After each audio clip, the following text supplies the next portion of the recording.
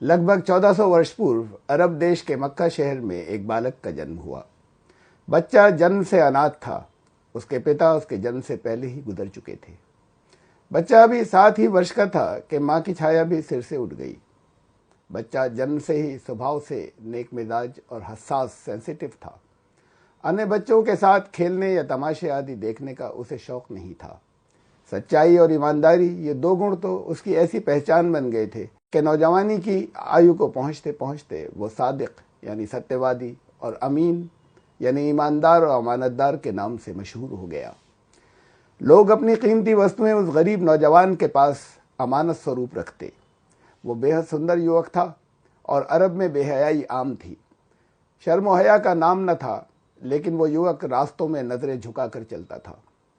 अरब में जिसकी लाठी उसकी भैंस का विधान था। गरीबों और कमजोरों को सताया और लूटा जाता था। उसने कुछ युवकों को साथ लेकर एक संस्था बनाई। संस्था के सदस्य मजलूमों को उनके अधिकार दिलाने की कोशिश करते थे, लेकिन उस समय के अरब का वातावरण इतना बुरा था कि संसार की कोई बड़ी से बड़ी बुराई न थी जिस पर उन्हें गर्व न था। जातीय ऊंच नीच में समाज विभाजित था। लड़की के जन्म पर उसे जीवित ही जमीन में दफना दिया करते थे। बाप के मरने पर माता अपने ही पुत्र की संपत्ति बन जाती थी। जरा जरा सी बात पर हथियार निकल आते और लाशों के ढेर बिछ जाते। जातीय दुश्मनियां पीढ़ियों से चली आ रही थीं। चारों ओर भय और आतंक, बेशर्मी और बेहयाई और जुल्म सितम का राज था। वर्ष के हर दिन का एक देवता था। देवी देवताओं की मूर्तियां उस काबे में भी रख दी गई थीं, जिसे विश्व के पहले इंसान हजरत आदम ने हिंदुस्तान से जाकर एक निराकार परमेश्वर की उपासना के लिए निर्मित किया था। इन परिस्थितियों में वो युवक बहुत दुखी रहने लगा। वो हर समय इस गम में डूबा रहने लगा कि इंसान को इंसान की गुलामी से निकालकर एक ईश्वर की बंदगी में कैसे दाखिल किया जाए। मन पर बोझ जब बहुत बढ़ गया तो उसने आबादी को छोड़कर वीराने में एक गुफा को अपना ठिकाना बनाया और वहीं ध्यान में लीन रहने लगा। ऐसे ही एक दिन ध्यानावस्था में खुदा का एक फरिश्ता उसके सामने प्रकट हुआ और उसे दुनिया के तमाम इंसानों को अमन शांति की राह पर चलने के लिए ईश्वर का दूत बनाया गया। सद्ज्ञान की ताकत लेकर वो गुफा से निकला और 23 साल के अंदर अरब के लोग सैकड़ों देवी देवताओं को छोड़कर एक खुदा को पूजने वाले बन गए। जुल्म सितम का खात्मा हो गया। आतंकवाद का नामो निशान न रहा। लोग दुख दर्द में एक दूसरे के काम आने लगे।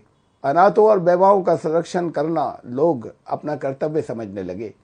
गरीबों के लिए अमीरों की आमदनी में से 2.5% का अनिवार्य दान निर्धारित हुआ। माँ बाप को सम्मान मिला।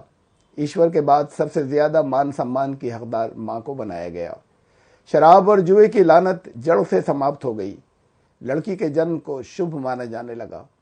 स्त्रियों के लिए विरासत में हिस्सा नियुक्त हुआ। मजदूर को उसका पसीना सूखने से पहले मजदूरी मिलने लगी।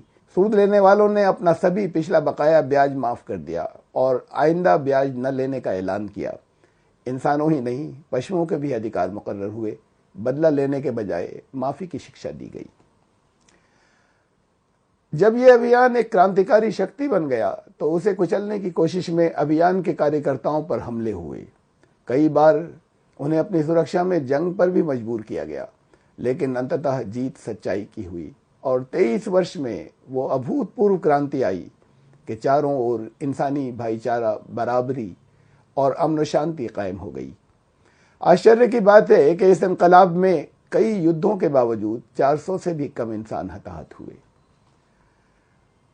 जिस ईशदूत के नेतृत्व में इतिहास का सबसे अद्भुत शांतिपूर्ण इनकलाब आया, जिसके मानने वाले आज विश्व की जनसंख्या के 1/4 हैं, जिसके अनुयायियों की संख्या आज भी संसार के सभी मुख्य धर्मों की तुलना में सबसे तेजी से बढ़ रही है, उस पवित्र शख्सियत का नाम मोहम्मद सल्लल्लाहु अलैहि वसल्लम है।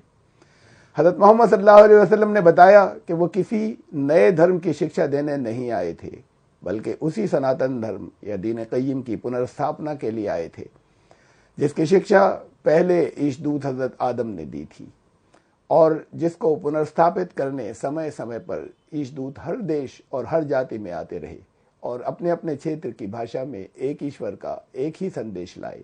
मोहम्मद सल्लल्लाहु अलैहि वसल्लम अंतिम ईशदूत थे। उनसे पहले आने वाले ईश्वर के सभी दूत सच्चे थे। हम उन सब में आस्था रखते हैं। और अंतिम ईशदूत के बाद आने वाले सभी समाज सुधारकों का भी सम्मान करते हैं।